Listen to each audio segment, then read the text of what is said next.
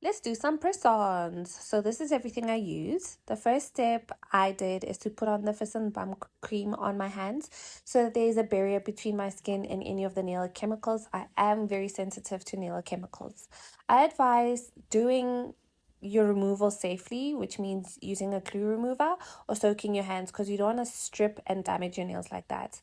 I'm also putting the glue remover on the nails that fell off because there is still some glue.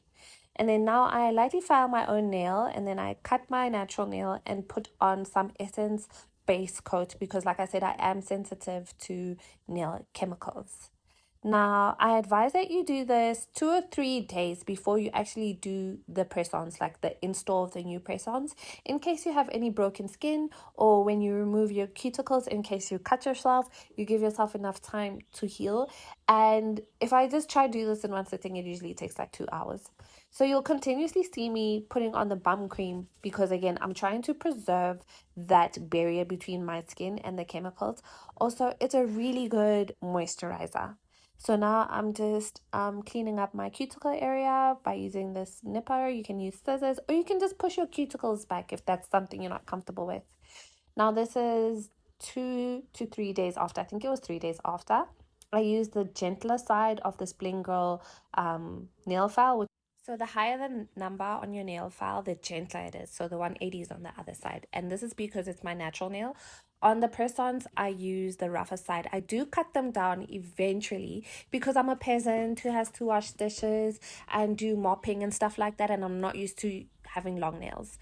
So these are the press-ons that I got. They're from China Center. They range from 28 to 30 rand, and they have such interesting designs. And then the pink glue was 25 rand, and the glue remover is 24 rand. I'm measuring them wall to wall. That's the ideal size. And then I use this electric e-file that I have to scuff up the internal surface of the press-on so that the glue adheres better.